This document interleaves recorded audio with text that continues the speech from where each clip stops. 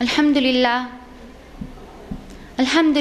रब्बिल आलमीन वस्सलातु वस्सलामु अला अशरफिल अंबिया वल मुरसलीन नबीना मुहम्मद व अला आलिहि व अस्हाबिहि अजमाइन अम्मा बाद अऊज़ु बिल्लाहि मिनश शैतानिर रजीम बिस्मिल्लाहिर रहमानिर रहीम या अय्युहल्लज़ीना आमनुस्बिरु व साबिरु व राबितु वत्तकुल्लाहा लअल्लकुम तुफ्लिहून।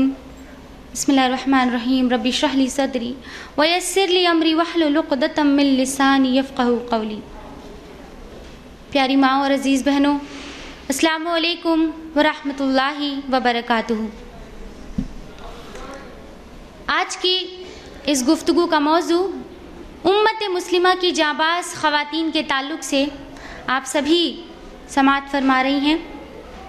यकीनन ये ख़वातीन हमारे लिए वो मिसालें हैं जिनसे इबरत लेकर हम अपनी ज़िंदगियों का रुख मोड़ सकती हैं। लेकिन हो सकता है हमारी कुछ बहनें, ख़ास तौर से हमारी नौजवान बहनें, ये ख़याल करें कि अरे ये तो गुज़रे हुए बेहतरीन दौर की बेहतरीन ख़वातीन थीं। आज कहाँ कोई हज़रत ज़ैनब, हज़रत सफ़िया या कहाँ कोई हज़रत सुमैया रज़ियल्लाहु ताला अन्हुम, आज कहाँ कोई ज़ैनबुन निसा या हमीदा बेगम। आज का मॉडर्न एरा, आज हमारे नज़दीक जाबाजी क्या है? औरत चांद पर पहुँच गई। जाबाजी क्या है कि औरत प्रेसिडेंट बन गई या फिर मिस यूनिवर्स बन गई। हमारे नज़दीक जाबाजी का तसव्वुर बहुत ही महदूद, बहुत ही हक़ीर हो गया है।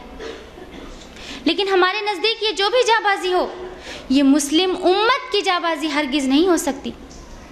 मुस्लिम उम्मत की जाबाजी का तसव्वुर इससे बालातर है। अभी आपने बहन सौबिया से सुना कि किस तरह दौर नबुव्वत में उन ख़वातीन ने अपनी जाबाजी का मुज़ाहिरा किया और उसके बाद की भी ख़वातीन ने उन्हीं सहाबियात के नक्श कदम पर चलकर एक अनोखी दास्तान रक़म की। और प्यारी बहनों, हम इस भूल में ना रहें कि ये असर हाजिर है। इस असर हाजिर में भी, दौर जदीद में भी, मॉडर्न एरा में भी ऐसी बहुत सी ख़वातीन मौजूद हैं जो आज भी अपने दिन और रात तो अल्लाह की रज़ा के लिए गुजार रही हैं, अल्लाह की राह में जिद्दोजहद कर रही हैं, जिनके और हमारे दरमियान ज़माने का कोई फ़र्क नहीं है। आइए बहनों, जानते हैं इस मॉडर्न एरा की हमारे ही जैसी इन जाबाज़ ख़वातीन के बारे में। जब बात हो जाबाज़ ख़वातीन की तो मैं ज़ैनबुल ग़ज़ाली के बारे में ज़रूर आपको बताना चाहूँगी।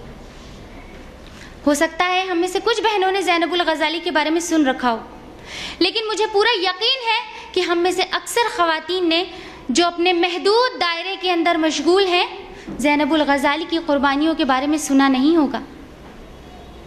ये वो ख़ातून है जो मिस्र में 1917 में पैदा हुई और इनके वालिद मोहतरम ने इनकी तरबियत कुछ इस अंदाज में की कि उन्हें जाबाज़ सहाबियात के क़िस्से सुनाया करते। और ज़ैनबुल ग़ज़ाली नुसैबा बिन्त काब यानी उम्मे अम्मारा रज़ियल्लाहु ताला अन्हा से बहुत मुतासिर थी, उन्हें अपना आइडियल मानती थी। हज़रत उम्मे अम्मारा, जिनके बारे में अभी आपने सिस्टर सौबिया से भी सुना कि किस तरह उन्होंने जंग के मैदान में नबी अकरम सल्लल्लाहु अलैहि वसल्लम की हिफाजत की। और उम्मे अम्मारा जैसा जज्बा रखने वाली ज़ैनबुल ग़ज़ाली ने 1936 में मिस्र में सैयदात मुस्लिमात नाम की एक तंजीम कायम की, जिसका नज़्बुल ऐन था ख़वातीन की इस्लाह करना और दावत व तबलीग को फ़रोग़ देना। उसी दौर में मिस्र में इख़वानुल मुस्लिमून नाम की एक जमात ने वजूद में आई। आप सब वाकिफ़ होंगे इख़वानुल मुस्लिमून के नाम से। लेकिन जब भी हक़ की आवाज़ उठती है, दुश्मनाने इस्लाम उसको दबाने के लिए खड़े हो जाते हैं। ज़ैनबुल ग़ज़ाली भी इख़वानुल मुस्लिमून के एक रुकन थी और हुकूमत ने उनके ख़िलाफ़ ये एक्शन लिया कि इख़वान के नौजवानों को जेलों में ठूसने लगे। उन्हें झूठे इल्ज़ामात में फंसाकर जेलों में डाल दिया गया और जिसकी वजह से उनके पीछे उनके ख़ानदान तन्हा रह गए। जी हाँ बहनों, वही ख़ानदान जहाँ बूढ़े माँ बाप थे जिनके बेटों को कैद कर लिया गया, वही ख़ानदान جہاں چھوٹے چھوٹے معصوم بچے تھے جن کے والدوں کو گرفتار کر لیا گیا، وہی خاندان جہاں بے سہارا عورتیں تھیں جن کے شوہروں کو قید کر لیا گیا، اور ان کے پیچھے وہ خاندان اکیلے رہ گئے، ان کی دیکھ ریکھ کو کوئی نہیں تھا۔ تب زینب الغزالی نے اپنی تنظیم کے ذریعے ان خاندانوں کی کفالت کا بیڑا اٹھایا۔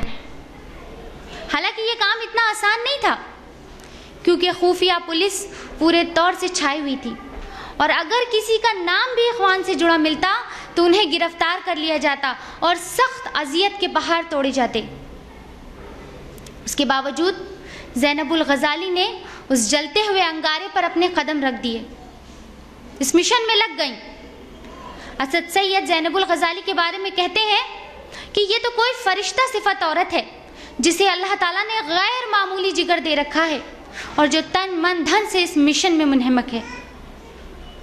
زینب الغزالی نے ان خاندانوں کی کفالت کرنی شروع کر دی، اور اس کا نتیجہ یہ ہوا کہ زینب پہلے ہی سے حکومت کی نظروں میں تھیں، اور 1965 میں انہیں بھی گرفتار کر لیا گیا۔ سب سے پہلے انہیں اس بات پر زور دیا گیا کہ وہ اخوان کے خلاف ایک سٹیٹمنٹ لکھ کر دے دیں، اگر وہ دے دیتی ہیں تو وہ چھوٹ جاتی ہیں، لیکن زینب الغزالی نے ناحق کا ساتھ دینے سے انکار کر دیا، جس کی وجہ سے ان پر ایسے ظلم و ستم کے پہاڑ توڑے گئے، ایسے ان پر تشدد کی مار لگی کہ بہنوں میں ضرور آپ سے وہ شیئر کرنا چاہوں گی، جسے سن کر ہمارے رونگٹے کھڑے ہو جائیں گے کہ کیا ایک عورت کے ساتھ بھی ایسا سلوک کیا جا سکتا ہے۔ انہیں ایک کال کوٹری میں ڈھکیل دیا گیا، ایسی اندھیری کوٹری کہ ہم میں سے اکثر بہنیں تو اسے دیکھ کر ہی رونے بلکنے لگے، لیکن ان کا قوت ایمانی دیکھیے کہ انہوں نے بسم اللہ السلام علیکم کہتے ہوئے اس کوٹری میں اپنے قدم رکھ دیے، اور پھر اس کوٹری کو تالوں اور زنجیروں سے جکڑ دیا گیا۔ یکا یک کوٹری میں بہت تیز روشنی والے بلب جلا دیے گئے، اتنی تیز روشنی تھی کہ آنکھیں کھولنا مشکل ہو رہا تھا۔ زینب سمجھ گئیں کہ یہ تشدد کی شروعات ہے، اور جو ہی روشنی ہوتی ہے وہ کیا دیکھتی ہیں کہ کوٹری کتوں سے بھری ہوئی تھی، اور جانے کتنے کتے تھے، اور وہ سب ٹرین کیے گئے کتے زینب الغزالی کے پاک جسم پر چھوڑ دیے گئے۔ زینب زمین پر گر پڑی، وہ کتے انہیں نوچنے کھسوٹنے لگے، اپنے زہریلے دانت ان کے جسم میں پیوست کرنے لگے، اور زینب اسماء حسنہ کا ورد انہوں نے شروع کر دیا، اللہ کے پاک ناموں سے اللہ کو یاد کرنے لگیں، اللہ سے دعا میں مشغول ہو گئیں، بجائے اس کے کہ وہ روتی بلکتی، وہ اللہ سے دعا میں مشغول ہو گئیں۔ جس حد تک کتے اپنے دانت گڑاتے جاتے ان کے جسم کے ایک ایک اعضاء پر، وہ اتنی تیزی سے اللہ سے دعا میں مشغول رہتی، اتنی تیزی سے اللہ سے فریاد کرتی، اے اللہ اس پریشانی کو مجھ سے دور فرما دے۔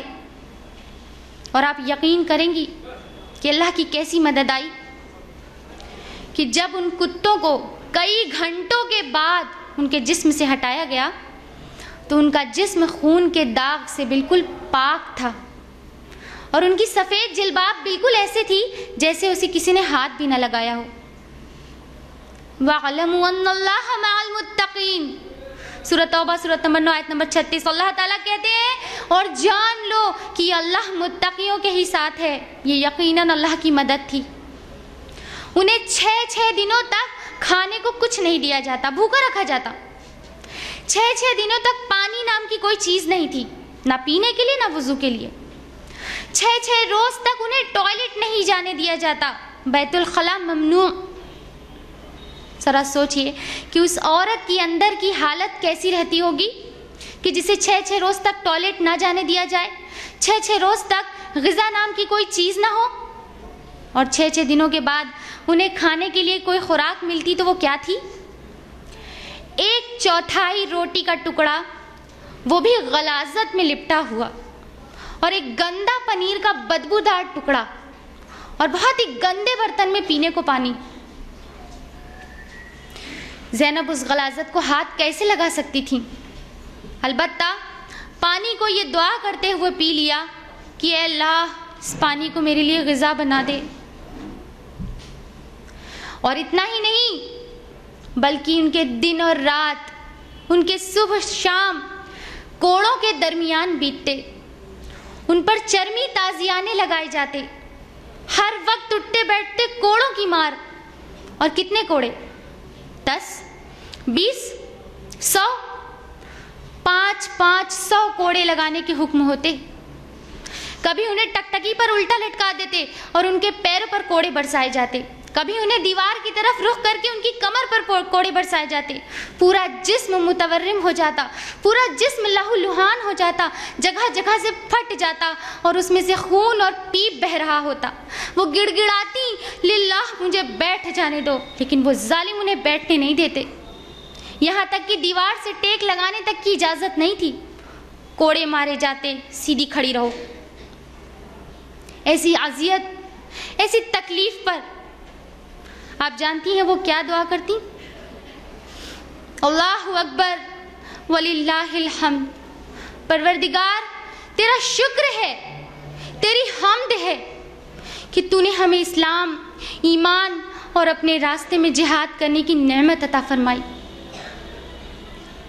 آج ہماری چھوٹی سی معمولی سی تکلیف جو زینب الغزالی کی تکلیف کے آگے 100 گنا کم ہوگی، آج اس پہ بھی ہماری ہائے واویلی کی کیا حیثیت رہتی ہے، کس قدر رونا پیٹنا مچا دیتے ہیں ہم۔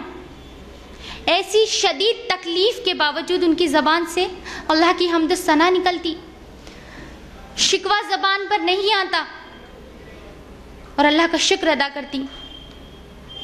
صرف اتنا ہی نہیں بلکہ انہیں ذہنی تشدد بھی دیا جاتا، انہیں سوتے جاگتے اٹھتے بیٹھتے گندی گالیاں دی جاتی، ایسی گالیاں کہ ہم میں سے کتنے لوگوں نے سنی بھی نہیں ہوں گی، ایسی غلیظ گالیاں۔ زینب خود کہتی ہیں کہ جب وہ مجھے گالیاں دیتے تھے مجھے تعجب ہوتا تھا کہ کیا یہ انسانی برادری کے لوگ ہیں، کیا یہ لوگ انسانی برادری سے تعلق رکھتے ہیں؟ ایسی غلیظ گالیاں۔ ذرا سوچئے کہ ایک پاک عورت جو صرف اللہ کی یاد میں رہتی ہو، جس کے دن اور رات اللہ کی راہ میں گزرتے ہوں، ایسی پاک ذات اپنے تعلق سے صبح و شام ایسی غلیظ گندی گالیاں سنتی ہو تو وہ اپنا ذہنی توازن کیسے برقرار رکھتی ہوگی؟ لیکن یہ سب انہوں نے سہا صرف اللہ کے لیے۔ صرف ایک سٹیٹمنٹ اگر وہ لکھ کر دے دیتی اخوان کے خلاف، اس پریشانی سے انہیں نجات مل جاتی۔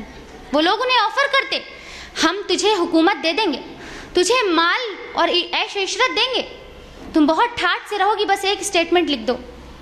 ایک سٹیٹمنٹ اگر وہ لکھ دیتی تو وہ اس اذیت سے چھٹکارا پا سکتی تھی، لیکن انہوں نے اپنے گھٹنے نہیں ٹیکے، کیونکہ اللہ سبحانہ تعالیٰ کا فرمان ہے سورہ ال عمران سورہ نمبر 3 آیت نمبر 200، یا ایھا الذین آمنوا اصبروا وصابروا ورابطوا واتقوا اللہ لعلکم تفلحون۔ اے لوگو جو ایمان لائے ہو، صبر سے کام لو، باطل پرستوں کے مقابلے میں پامردی دکھاؤ اور حق کی خدمت کے لیے کمر بستہ رہو اور اللہ سے ڈرتے رہو تاکہ تم کامیاب رہو۔ زینب نے باطل پرستوں کے مقابلے ایسی پامردی دکھائی اور اپنے گھٹنے نہیں ٹیکے، ان کی بات نہیں مانی۔ کیا ہم میں ایسے گٹس ہیں، ایسی ہمت ہے کہ اللہ کے لیے یہ اذیت سہ لیں؟ ٹھنڈ کے دن بڑھتے چلے جا رہے تھے اور ان کے زخموں سے ٹیسیں اور بھی گہری ہو جاتی، اور کون سا انہیں گرم کپڑے اور کمبل میسر تھا، وہ تو وہی ایک جلباب میں اس ننگی زمین پر اپنے دن اور رات گزارتی۔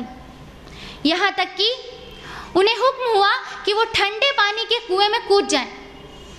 ٹھنڈ کے دن جسم زخموں سے بھرا ہوا اور حکم دیا جاتا ہے کہ اس ٹھنڈے کنویں میں کود جاؤ۔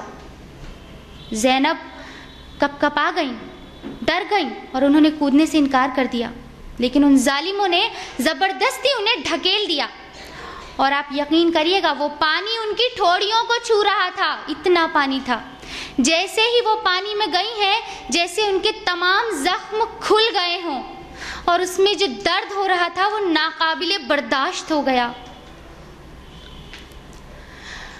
کیا چیز تھی جو انہیں زندہ رکھے ہوئے تھی؟ ان کی نمازیں، اللہ سے گفتگو۔ جی ہاں، کیسی بھی حالت رہی ہو زینب نے اپنی نمازوں کو کبھی ضائع نہ کیا۔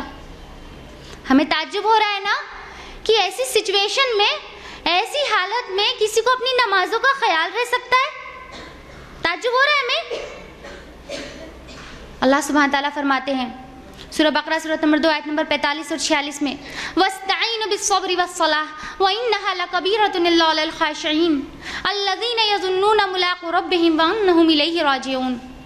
صبر اور نماز سے مدد لو، یقیناً نماز ایک سخت مشکل کام ہے، مگر ان لوگوں کے لیے ہرگز مشکل نہیں جنہیں یقین ہے کہ انہیں اپنے رب سے ملنا ہے اور اسی کی طرف پلٹ کر جانا ہے۔ اللہ تعالیٰ کا حکم ہے کہ کیسی بھی مصیبت و آلام میں گھرے ہو، صبر اور نماز سے مدد لو۔ اور یہی ایمان تھا زینب الغزالی کا، انہوں نے اپنی نمازوں سے مدد حاصل کی۔ ہماری نمازوں کا کیا حال ہوتا ہے؟ کیا حال ہوتا ہے کہ اگر ہمیں کوئی تکلیف ہو تو ہمیں نماز میں اور زیادہ احساس ہوتا ہے کہ نہیں ہوتا ہے؟ ایمانداری سے بتائیے گا، جب کوئی تکلیف ہوتی ہے تو نمازوں میں احساس اور بڑھ جاتا ہے۔ یہ ہمارا ایمان ہے۔ وہ زینب الغزالی کا اعلیٰ ایمان تھا کہ جتنی دیر وہ نمازیں پڑھتی تھیں اتنی دیر وہ اپنے زخموں سے غافل ہو جاتی تھیں، وہ اللہ سے سرگوشیوں میں مشغول ہو جاتی تھیں، اور اس قدر لمبی نمازیں پڑھا کرتی تھی۔ ہم صرف فرض نمازوں کی بات نہیں کر رہے ہیں، صرف فرض کی بات نہیں کر رہے ہیں، ہم تو ذرا سی تکلیف میں فرض نمازیں بھی ضائع کر دینے میں کوئی قباحت نہیں محسوس کرتے نا۔ ہم صرف فرض کی بات نہیں کر رہے ہیں، زینب الغزالی نے اپنی تہجد بھی اس پانی میں گزاری ہے، چاہے کوڑوں کی مار رہی ہو اور جسم چھلنی ہوا ہو کہ نہ لیٹے سکون نہ بیٹھے سکون، تب بھی انہوں نے اپنی نمازوں کو پڑھا ہے، اپنی نفل نمازوں کو پڑھا ہے، اور جب وہ ٹھنڈے پانی میں کھڑی تھیں تب بھی انہوں نے اپنی نمازوں کو ادا کیا۔ یہی چیز تو تھی جو انہیں سہارا دیتی تھی زندہ رہنے کے لیے، یہ ان کی طاقت تھی۔ اور جب ان کا ایسا ایمان تھا تو اللہ سبحانہ و تعالیٰ غائبانہ زینب کی مدد کیا کرتے تھے۔ آپ یقین کریے گا، ایک بار وہ بالکل بھوکی تھیں اور ایسے ہی پانی میں ان کو چھوڑ دیا گیا تھا، کئی راتیں انہوں نے پانی میں گزاری ہیں، بھوک کی شدت سے آنتیں سکڑ رہی تھیں اور تکلیف جو زخموں سے اٹھ رہی تھی وہ بہت شدید ہو گئی تھی، اور ایک تکلیف کے عالم میں ایک غشی سے ان پر طاری ہو گئی، اور وہ خواب کیا دیکھتی ہیں کہ کچھ خواتین ہیں، خوبصورت لڑکیاں ہیں جنہوں نے اپنے ہاتھ میں پھل لیے ہوئے مختلف طرح کے، اور ادھر کچھ لڑکیاں ہیں جنہوں نے گوشت لیے ہوئے مختلف طرح کے، اور زینب الغزالی ان کو نوش فرماتی ہیں، اور جب ان کی آنکھ کھلتی ہے تو وہ اپنے آپ کو سیر محسوس کرتی ہیں، ان کا پیٹ بھر چکا رہتا ہے اور وہ اپنے لعاب میں اس کی لذت، اس ٹیسٹ کو محسوس کر رہی ہوتی ہیں۔ اللہ تعالیٰ انہیں غیب سے کھلا رہا تھا۔ پیاری بہنوں، جو رب زینب کا تھا آج وہی رب ہمارا بھی ہے۔ ہم اپنی قربانیاں دے کر تو دکھائیں، ہم ڈرتے کس بات سے ہیں؟ جو رب زینب کا تھا وہی ہمارا بھی ہے، آج وہ بھی ہم پر مہربان ہو جائے گا۔ ہم اپنی قربانیاں دے کر تو دکھائیں، اپنی ہمت کو کھولے تو اللہ اسی طرح غائبانہ ہماری مدد کرے گا۔ زینب الغزالی اس مصیبت و آلام میں زندہ کیسی تھیں؟ اللہ سبحانہ و تعالیٰ انہیں ایسے ایسے خواب دکھاتے تھے، نہ جانے کتنی بار انہوں نے نبی اکرم صلی اللہ علیہ وسلم کا دیدار کیا، یہاں تک کہ ایک بار اللہ کے رسول نے کہا، اے زینب تم میرے نقش قدم پر ہو۔ اس سے بڑھ کر تسلی اور حوصلہ اور کیا ہو سکتا تھا؟ اور وہ زندہ رہیں۔ ان کی کوٹری کو چوہوں سے بھر دیا جاتا، وہ گنگنا اٹھتی اور پھر اللہ کے ذکر میں مشغول ہو جاتی، اور ایک ایک کر کے چوہے کوٹری سے چلے جاتے۔ ہر تکلیف، ہر مصیبت پر ان کی زبان پر ہوتا، حسبنا اللہ و نعم الوکیل۔ سورہ ال عمران سورۃ نمبر 3 آیت نمبر 173، اللہ ہمارے لیے کافی اور وہی بہترین کارساز ہے۔ بجائے حرف شکایت کے وہ اللہ کی حمد و ثنا بیان کرتی، انہیں مارنے کی دھمکی دی جاتی، آج شام تجھے ختم کر دیا جائے گا، کل تجھے گولی سے اڑا دیا جائے گا، بس اب ہم تجھ سے پیچھا چھڑا لیں گے۔ لیکن اس مارنے کی دھمکی سے کیا زینب ڈر جاتی؟ وَلَسْتُ بَالِي حِينَ أُقْتَلُ مُسْلِمًا عَلَىٰ أَيِّ جَنبٍ كَانَ فِي اللَّهِ مَصْرَعِي، اگر میں مسلمان ہونے کی بنا پر قتل کر دیا جاؤں تو مجھے اس بات کی کوئی پرواہ نہیں کہ راہ خدا میں کس پہلو میری لاش گرتی ہے۔ ان کا تو یہ ایمان تھا، یہ تو میری خوش قسمتی ہوگی کہ اللہ مجھے اپنی راہ میں لے لے۔ وہ خوش ہو جاتی، مسکرا دیتی۔ جب ان ظالموں کو لگا کہ یہ عورت تو کسی طرح ہار نہیں رہی ہے تو انہوں نے ایک آخری حربہ استعمال کیا جو ہر عورت پہ کیا جاتا ہے۔ ایک ہٹے کٹے مرد کو چھوڑ دیا گیا کہ ان کی عزت کو تار تار کرے، ان کی عزت لوٹے۔ لیکن آپ دیکھیے کہ اللہ اپنے نیک بندوں کی کیسے مدد کرتا ہے۔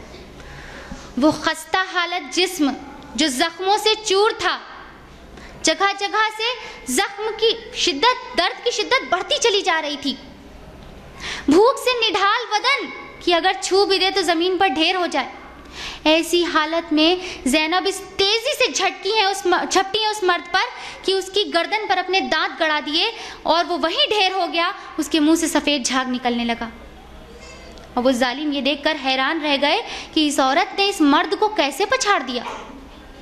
یقیناً یہ اللہ کی مدد تھی۔ سوچئے کہ ایسی تکلیف ایک عورت کیسے برداشت کرے، اس کی ذہنی توازن کیسے برقرار رہتا ہوگا، اس کے اندر کیسی اتھل پتھل مچی رہتی ہوگی۔ اور ایسے عالم میں زینب وہی دعا کرتی جو اللہ کے رسول نے طائف کے موقع پر کی۔ اللہ کے رسول کو زخمی کیا جا رہا تھا، انہیں تکلیف دی جا رہی تھی، لیکن بجائے اس کے کہ اللہ کے رسول صلی اللہ علیہ وسلم اللہ سے شکوہ کریں یا ان کے لیے بد دعا کریں، اللہ کے رسول نے دعا کی۔ وہی دعا زینب کرتی، اے اللہ اگر آپ مجھ سے ناراض نہیں تو مجھے کسی بات کی پرواہ نہیں، ڈر تو مجھے اس بات کا ہے کہ کہیں آپ کا غضب نہ مجھ پر نازل ہو جائے۔ اللہ اکبر! جس عورت کے دن اور رات اللہ کی راہ میں بیت رہے ہوں، اسے اس بات کا ڈر ہے کہ کہیں اللہ کا غضب اس پر نہ نازل ہو جائے۔ کیسے بے حس ہے آج ہم، کیسے سخت دل ہیں ہمارے کہ ہمارے دن اور رات اللہ کی نافرمانی میں گزر رہے ہیں اور ہمیں اللہ کے غضب کا کوئی ڈر نہیں، کوئی ڈر نہیں۔ کیسے بے حس ہے ہم۔ اور یہ تشدد مسلسل 2 سال ان پر چلتا رہا۔ جانے کتنی بار کتوں سے سامنا ہوا، جانے کتنی بار انہیں ٹھنڈے پانی میں چھوڑا گیا، کتنی راتیں گزاری انہوں نے، جانے کتنی بار چوہے چھوڑے گئے، کتنا بھوکا رکھا گیا اور ان گنت کوڑے لگائے گئے۔ 2 سال مسلسل اس اذیت میں جیتی رہیں، لیکن ناحق کا ساتھ نہیں دیا۔ کیا انہوں نے، اور پھر 1971 میں ان کی رہائی ہو گئی۔ اور ایک حیرت کی بات یہ کہ انہیں ان کے خاوند کے انتقال کی خبر بھی جیل میں ملتی ہے۔ جب وہ جیل میں تھی انہیں ان کے شوہر سے ملنے نہیں دیا جاتا تھا، اور پھر ایک دم انہیں ان کے انتقال کی خبر ملتی ہے، اور یقیناً یہ ان پر ایک گہرا صدمہ بن کے گزرا ہوگا، جیسے کسی کی بھی عورت کے دل و دماغ پر گزرتا ہوگا جب اس کے شوہر کا انتقال ہو جاتا ہوگا۔ لیکن انہوں نے بہت ہی صبر و برداشت سے کام لیا۔ 1971 میں ان کی رہائی ہوئی، یعنی تقریباً 6 سال انہوں نے جیل میں گزارے ہیں۔ اور ہم کیا سمجھتی ہیں بہنوں کہ کیا انہوں نے اپنی زندگی کے قیمتی 6 سال گنوا دیے؟ ہرگز نہیں۔ اللہ سبحانہ و تعالیٰ فرماتے ہیں ایسے ہی لوگوں کے بارے میں، سورہ بینہ سورۃ نمبر 98 آیت نمبر 8، جزاؤہم عند ربہم جنات عدن تجری من تحتہا الانہار خالدین فیہا ابدا۔ ان کی جزا ان کے رب کے یہاں دائمی قیام کی جنتیں ہیں جن کے نیچے نہریں بہ رہی ہوں گی، جس میں وہ ہمیشہ ہمیشہ رہیں گے۔ ذرا سوچئے کہ زندگی کے 6 سال تو کیا، اگر پوری زندگی اللہ کی راہ میں قربان ہو جائے تب بھی وہ دائمی قیام کی جنت زیادہ فائدے کا سودا ہے۔ یہی سب سے بہترین تجارت ہے، یہی سب سے بہترین سودا ہے۔ اسی جذبے کے پیش نظر ایک اور خاتون کے بارے میں آپ کو بتاؤں گی، نہال زاوی، جنہوں نے اپنے بہترین علم کے ذریعے عراق میں ایک انقلاب برپا کر دیا۔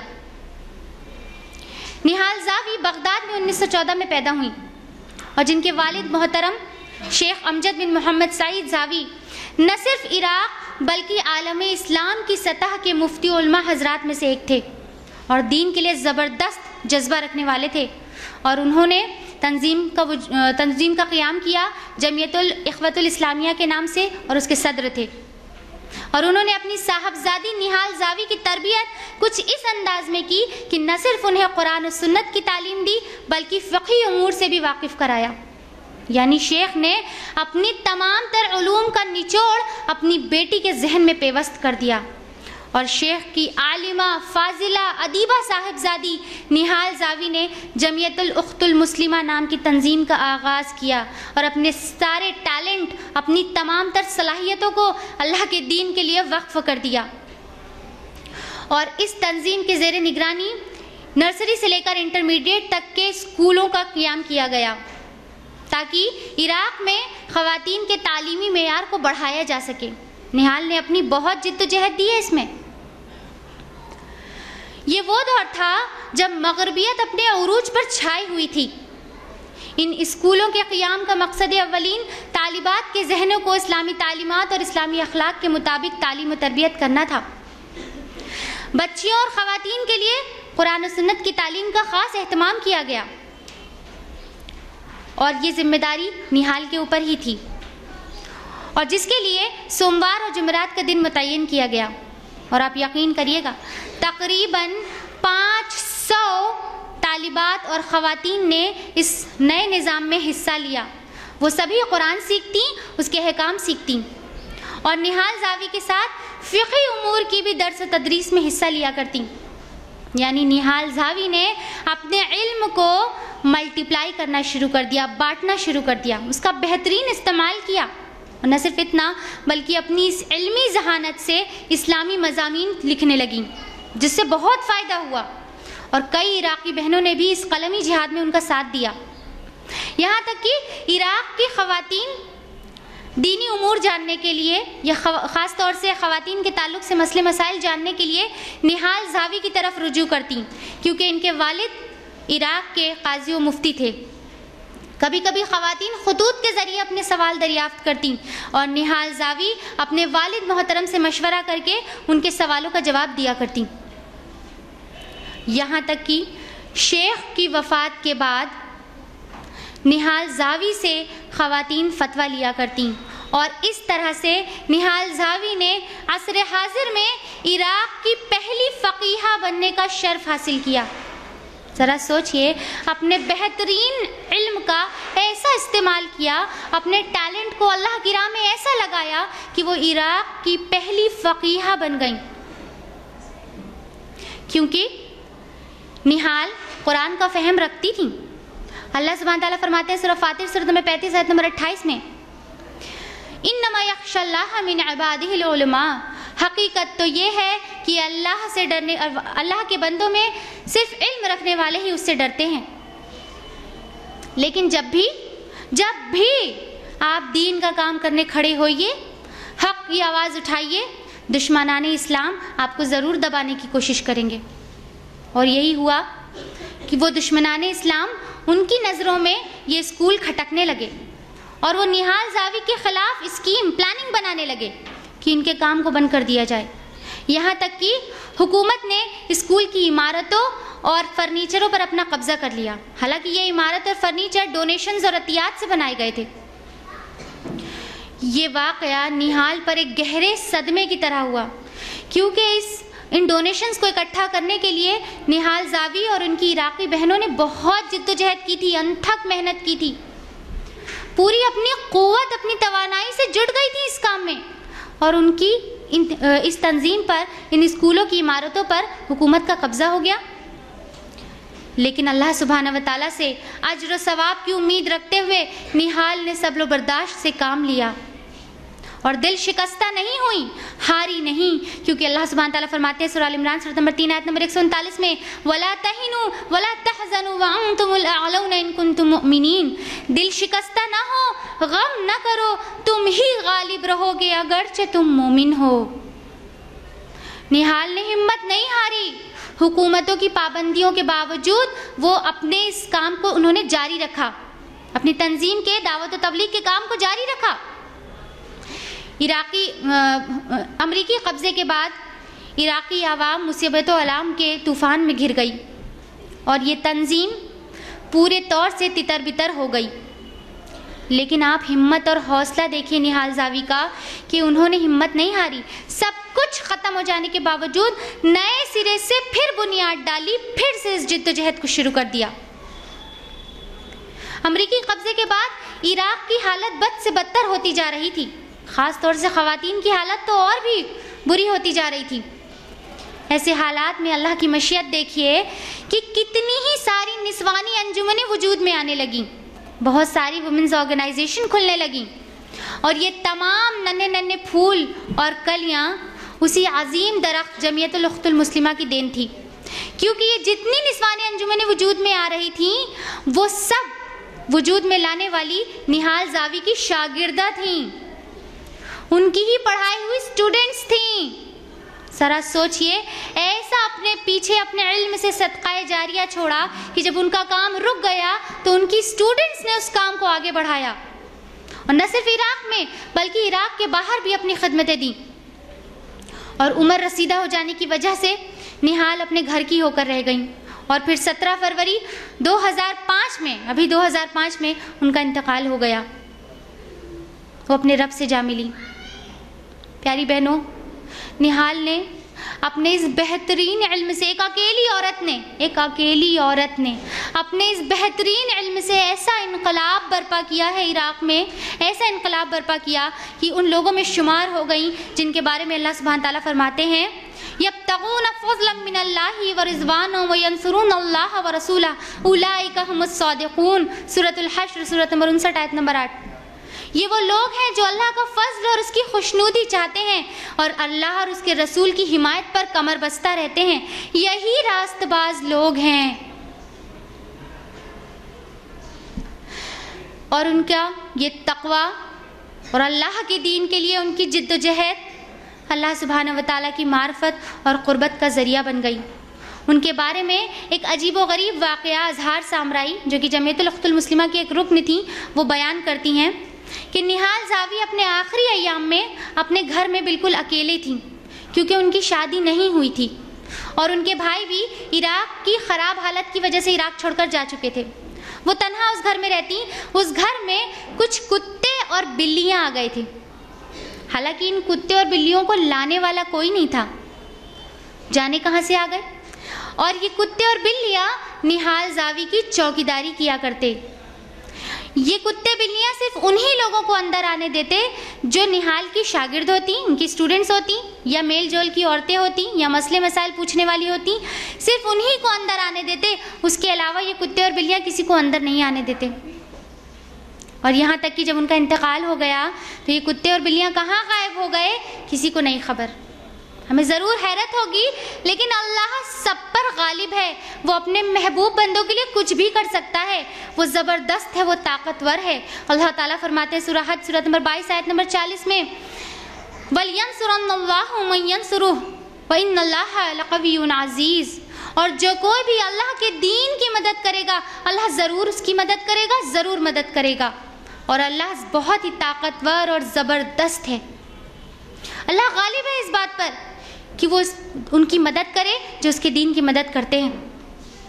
پیاری بہنوں، نہال زاوی اور زینب الغزالی اسی طرح وجود میں نہیں آ گئی، ان کی بہترین تربیت ہوئی تھی۔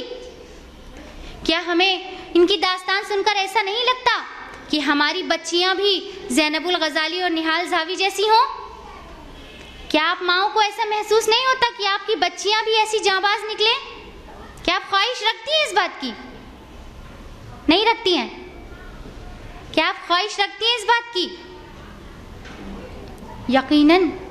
یقیناً ہم اس بات کی خواہش رکھتے ہیں کہ ہماری بھی بچیاں اسی طرح کی نکلیں، لیکن ذرا غور کیجئے کہ وہ اس طرح کی نکلی تو کیسے، ان کی تربیت کس طرح سے کی گئی؟ قرآن و سنت کی روشنی میں۔ ان کی تربیت کس طرح سے کی گئی؟ صحابیات کے جانباز قصوں کے ذریعے۔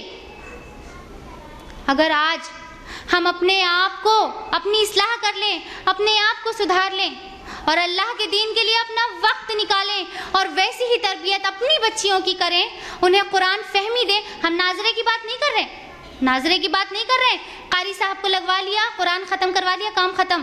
کتنا ہم نے اپنی بچیوں کو قرآن سے واقف کرایا، کتنا ان کو روبرو کرایا قرآن سے۔ ضرورت اس بات کی ہے جب ان کے دل اور دماغ میں پیوست ہو جائے گا یہ اعلیٰ ایمان، تب جا کر ہماری بچیاں زینب الغزالی اور نہال زاوی جیسی بن سکتی ہیں۔ کوئی دور کی بات نہیں، کوئی مشکل بات نہیں ہے، بہت آسان ہے۔ بس ضرورت ہے کہ ہم بھی اپنی قربانی اللہ تعالیٰ کے لیے دیں اور خیال رکھیں اپنے بچوں کی تربیت کا۔ اور نہ صرف یہ بلکہ پیاری بہنوں، ایسی بہت سی خاتون آج ہیں، ابھی بھی ہیں، باحیات ہیں اور اپنی جدوجہد میں لگی ہوئی ہیں۔ آمنہ السلمی جو یو ایس میں international union of Muslim women کی پریزیڈنٹ تھی، ابھی چند روز پہلے ان کا انتقال ہو گیا کار ایکسیڈنٹ میں، ابھی تک وہ باحیات تھیں۔ انہوں نے اس ماڈرن ایرا میں جہاد کی مختلف شکلیں اپنا رکھی تھیں، اپنے دن اور رات اللہ کی تعالیٰ کی راہ میں کیسے لگا رکھے تھے۔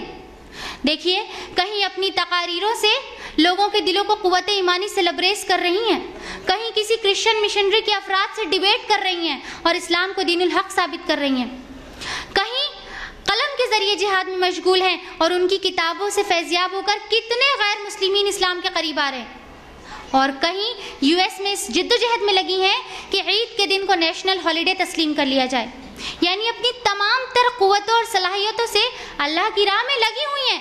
اور حیرت اس بات پر کہ یہ عورت کینسر جیسے سنگین مرض کی مریضہ تھیں، کینسر جیسے بھیانک مرض سے جوجھ رہی تھیں، اس کا درد سہ رہی تھیں، اور بڑے ہی ایمان سے بھر کر کہتی ہیں کہ مجھے پورا یقین ہے کہ یہ جو درد میں سہ رہی ہوں یہ اللہ کی رحمت ہے مجھ پر۔ ذرا غور کیجئے، حقیقت کو سمجھیے کہ آج اللہ کے دین کے لیے ہمارے پاس، اللہ کے دین کی خدمت نہ کرنے کے لیے ہمارے پاس ہزار بہانے موجود ہیں، ہزار بہانے، لیکن اگر ایک چھوٹی سی بیماری بھی چھو جائے تب تو ان بہانوں کو ہم جائز قرار دیتے ہیں، ہے کہ نہیں؟ چھوٹی سی بیماری ہمارے لیے کتنی بڑی مصیبت بن جاتی ہے۔ آمنہ السلمی کینسر جیسے سنگین مرض سے جھوج رہی تھیں، اس کا درد سہ رہی تھیں، لیکن ملک کے باہر آنا جانا ان کا لگا ہوا تھا۔ کیوں؟ صرف اسی کام کی وجہ سے، صرف اللہ کے دین کو فروغ دینے کی وجہ سے اپنا ایک بھی لمحہ انہوں نے خالی نہیں چھوڑا۔ مریم جمیلہ جنہوں نے ایسی ہمت دکھائی ہے جو آج مرد بھی کرنے سے ڈرتے ہیں، کیونکہ ویسٹ مغربیت تو پورے طور سے چھائی ہوئی ہے، اس کے خلاف کھلے عام بولنے سے سب ڈرتے ہیں، لیکن مریم جمیلہ جنہوں نے اب تک تقریباً 30 سے زیادہ کتابیں لکھی ہیں مغرب کے خلاف، 30 سے زیادہ، اور ان کے مضامین اتنے پسند کیے جاتے ہیں کہ اب تک تقریباً 6 زبانوں میں ان کا ترجمہ ہو چکا ہے۔ ایک عورت کے مضامین کا اتنے پسند کیے گئے ورلڈ وائڈ، 6 زبانوں میں ان کا ترجمہ ہو چکا ہے۔ پاکستان میں رہ رہی اس عورت کے مضامین، اس کی تقاریر اور سوال و جواب کی نشست نیو یارک کی پبلک لائبریری سے لے کر لوگ استفادہ اٹھا رہے ہیں۔ ذرا غور کیجئے، ایک اکیلی عورت کا کام اس قدر پھیلا ہے، اس قدر پھیلا ہے۔ ہم کہتے ہیں اکیلا چنا بھاڑ نہیں پھوڑ سکتا، ایک اکیلی عورت کا کام پاکستان سے لے کر نیو یارک تک پھیلا ہوا ہے۔ یہ کیسے ہے؟ یہ وہی کہ اگر ہمارے اندر جذبہ ہو تو راہ اللہ کھولتا ہے، ہمیں فکر کرنے کی ضرورت نہیں ہے۔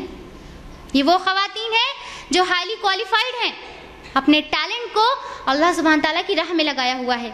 ابھی 1997 میں 3 امریکن لیڈیز نے ام محمد آمنہ السامی، میری ایم کینیڈی اور امت اللہ جے بینٹلی، 3 خاتون نے ابھی 1997 میں صحیح انٹرنیشنل نام کا قرآن کا ایک ترجمہ کیا ہے، سمپل انگلش میں۔ قرآن کا ترجمہ 3 خواتین نے کیا ہے سمپل انگلش میں، تاکہ قرآن سے دوری اور بھی کم ہو جائے، اور بڑے بڑے اسکالرز یاسر قادی، ڈاکٹر ذاکر نائک، یوسف ایسٹس، امام مطہر صابری، ڈاکٹر جمال بدوی جیسے بڑے بڑے اسکالرز کا کہنا ہے کہ اب تک کا سب سے کریکٹ، سب سے اوتھینٹک، سب سے بہترین ترجمہ ہے صحیح انٹرنیشنل۔ اس فیلڈ میں بھی عورتیں لگی ہوئی ہیں، آپ نظر اٹھا کر دیکھیے، کمی نہیں ہے، ایسی جانباز خواتین کام کر رہی ہیں صرف اور صرف اللہ کی رضا کے لیے، ان کو کون کیا دیتا ہے؟ صرف اللہ کی رضا کے لیے۔ یہی وہ لوگ ہیں جن کے بارے میں اللہ تعالیٰ فرماتے ہیں سورہ حدید سورۃ نمبر 97 آیت نمبر 19 میں، 57 آیت نمبر 19 میں، اولئک هم الصدیقون والشہداء عند ربہم لہم اجرہم ونورہم۔ یہی لوگ اپنے رب کے نزدیک صدیق اور شہید ہیں، ان کے لیے ان کا اجر اور ان کا نور ہے۔ یہ وہ مسلمان ہیں جنہوں نے اپنے ایمان کی تصدیق اپنے جہاد سے کی ہے۔ مسلمان ہونے کو ہم آسان نہ سمجھیں، بہت کچھ کرنا پڑتا ہے۔ یہ شہادت گاہ الفت میں قدم رکھنا ہے۔ لوگ آسان سمجھتے ہیں مسلمان ہونا، مسلمان ہونا اتنا آسان نہیں ہے، بہت ساری قربانیاں دینی پڑتی ہیں، بہت کچھ لگانا پڑتا ہے، بہت کچھ کھپانا پڑتا ہے، تب جا کر مسلمان ہونے کا حق ادا کیا۔ اتنا آسان نہیں مسلمان ہونا۔ پیاری ماؤں اور عزیز بہنوں، ذرا غور کیجئے گا، ان خواتین کا ذکر کرنے سے میری مراد صرف اتنی سی تھی کہ ذرا ہم اپنا جائزہ لیں، اپنے آپ کو چیک کریں، ورنہ یہ کہنا سننا بیکار ہے۔ اپنے آپ کو چیک کریں کہ ہمارے دن اور رات کہاں بیت رہے ہیں، ہمارے یہ مصروفیت کہاں بیت رہی ہے، کہاں ہم اپنا وقت دے رہے ہیں؟ ہماری شاپنگ میں، ہمارے کپڑوں میں، ہماری جیولریز میں، ہمارے بینک بیلنس میں، ہماری اولاد میں، ہمارے آرام و سکون میں کہاں بیت رہے ہیں؟ کہیں ایسا تو نہیں کہ ہم ان لوگوں کی طرح زندگی گزار رہے ہیں جن کے بارے میں اللہ تعالیٰ فرماتے ہیں زین لہم الشیطان ما کانوا یعملون، سورہ نام سورۃ نمبر 6 آیت نمبر 43۔ شیطان نے ان کو اطمینان دلا دیا ہے، تم جو کچھ کر رہے ہو خوب کر رہے ہو۔ ایسا تو نہیں کہ ہماری زندگی ایسے بسر ہو رہی ہے کہ ہم سوچے بہت صحیح جا رہے ہیں، بہت ٹھیک جا رہے ہیں، بہت صحیح ہیں، ہم راہ ہدایت پہ ہیں، کوئی پریشانی نہیں۔ ایسا تو نہیں، چیک کریں اپنے آپ کو، آپ بھی، ہم بھی، مجھے بھی ضرورت ہے، آپ کو بھی ضرورت ہے، اپنے آپ کو چیک کریں کہاں ہیں۔ ان خواتین کی داستان ہمارے لیے اس حقیقت کے دروازے کھولتی ہے کہ اللہ تعالیٰ نے کس عظمت کے ساتھ عورت کو پیدا کیا ہے، کیسی طاقت سے عورت کو نوازا ہے اور کیسی ذمہ داریوں کے ساتھ بھیجا ہے، اور ہم اپنی اس عظمت اور اس طاقت کا کہاں استعمال کر رہے ہیں، کون سی ذمہ داری ادا کر رہے ہیں، کہاں لگا رہے ہیں اپنی اس عظمت، اس طاقت کو؟ غور کیجئے گا، یہ وہ خواتین نہیں تھیں جن کے بارے میں آپ نے ابھی سنا شروع سے لے کر آخر تک۔ یہ وہ خواتین نہیں تھیں جو دین کا کام کرنے نکلی ہوں اور ان کے گھر جہالت کے اندھیروں میں ڈوبے ہوں، نہیں۔ یہ وہ خواتین تھیں جن کے گھر بھی ان کے اخلاق سے روشن ہیں، جن کے بچے بھی بہترین تربیت پا رہے ہیں، جن کے رشتہ دار بھی ان کی خدمت اور ان کی خوبیوں سے متاثر ہیں، اور جن کے شوہر بھی ان سے راضی ہیں، اور یہ عورتیں دین کی خدمت کے لیے آگے سے آگے کمر بستہ ہیں۔ ایسی طاقت دی ہے اللہ نے عورت کو۔ اب اگر ہم نے اپنی ذمہ داری کو پہچان لیا تو اللہ تعالیٰ ہمیں اپنی راہ دکھا دے گا، ہمیں پریشان ہونے کی ضرورت نہیں ہے، اللہ تعالیٰ اپنی راہ دکھا دے گا۔ اللہ تعالیٰ فرماتے ہیں سورہ عنکبوت سورۃ نمبر 29 آیت نمبر 59 میں والذین جاہدوا فینا لنہدینہم سبلنا وان اللہ لمع المتقین، جو کوئی ہماری راہ میں مجاہدہ کرے گا اسے ہم اپنے راستے دکھائیں گے، اور اللہ متقیوں کے ساتھ ہے۔ ڈرنے کی بات نہیں ہے، اپنے ایمان کو ذرا اٹھائیں، پھر دیکھیں کہ اللہ کیسے مدد کرتا ہے، اللہ غیب سے مدد کرتا ہے۔ لیکن اگر یوں ہی الل ٹپ ہم اپنی زندگی گزارے چلے جائیں، آج کریں گے، کل کریں گے، پرسوں کریں گے، دیکھا جائے گا، ابھی وقت نہیں، ابھی حالات نہیں، اگر ایسے ہی الل ٹپ زندگی گزار رہے ہیں، یاد رکھیے اللہ کے رسول صلی اللہ علیہ وسلم کی سخت وعید ہے ہمارے لیے، ہم نہیں کہہ رہے، اللہ کے رسول نے کہا ہے من لقی اللہ بغیر اثر من جہاد لقی اللہ وفیہ سلما۔ ترمذی کی حدیث ہے کہ جو کوئی بھی جہاد کیے بغیر اللہ سے روبرو ہوگا وہ اس حالت میں اللہ سے روبرو ہوگا کہ اس کا جسم داغدار ہوگا۔ اتنی ہمت ہے کہ ہم اللہ کے آگے اس حالت میں پیش ہوں اپنے داغدار جسم کے ساتھ۔ جب کسی خاص ہستی کے سامنے ہمیں پیش ہونا ہوتا ہے، ہم سوچتے ہیں ہمارے جو عیب ہے وہ چھپ جائے، ہماری خامیاں ظاہر نہ ہو۔ ہوتا ہے کہ نہیں ہوتا ہے؟ سب کے ساتھ ہوتا ہے، میرے ساتھ بھی ہوتا ہے، آپ کے ساتھ بھی ہوتا ہوگا، ہوتا ہے نا کہ جب کسی کے سامنے ہمیں پیش کیا جا رہا ہے تو ہم سوچتے ہیں اچھی خوبیوں کے ساتھ پیش ہوں، کوئی کمی نہ ہم میں دکھ جائے۔ اپنے رب اللہ سبحانہ و تعالیٰ کے سامنے حاضری ہوگی، اور کیا ہم اپنے داغدار جسم کے ساتھ وہاں حاضر ہوں گے؟ ہرگز نہیں۔ آئیے بہنوں، اس لیکچر ہال سے کچھ لے کر کے اٹھے کہ ہم اپنی اس حقیر دنیا کے بدلے اس دائمی آخرت کو ہرگز داغدار نہیں کریں گے۔ ہم اپنی بات کو ختم کرتے ہیں اللہ سبحانہ تعالیٰ کی ایک آیت کے ساتھ۔ اگر ہم اللہ کے دین کے لیے کمر بستہ ہو جائیں تو اللہ تعالیٰ ہم سے کیا وعدہ فرماتا ہے۔ سورہ فصلت سورت نمبر 41 آیت نمبر 30 میں اللہ سبحانہ تعالیٰ فرماتے ہیں ان الذين قالوا ربنا الله ثم استقاموا تتنزل عليهم الملائكة ألا تخافوا ولا تحزنوا وأبشروا بالجنة التي كنتم توعدون۔ جن لوگوں نے کہا کہ اللہ ہمارا رب ہے اور پھر اس پر جمے رہے، یقیناً ان پر فرشتے نازل ہوتے ہیں اور ان سے کہتے ہیں نہ غم کرو نہ ڈرو اور خوش ہو جاؤ اس جنت کی بشارت سے جس کا تم سے وعدہ کیا گیا ہے۔ اللہم اجعلنا منہم اللہم اجعلنا منہم اللہم اجعلنا منہم، اے اللہ ہمیں بھی ان میں شمار فرما لے۔ وآخر دعوانا ان الحمدللہ رب العالمین۔ والسلام علیکم ورحمۃ اللہ وبرکاتہ۔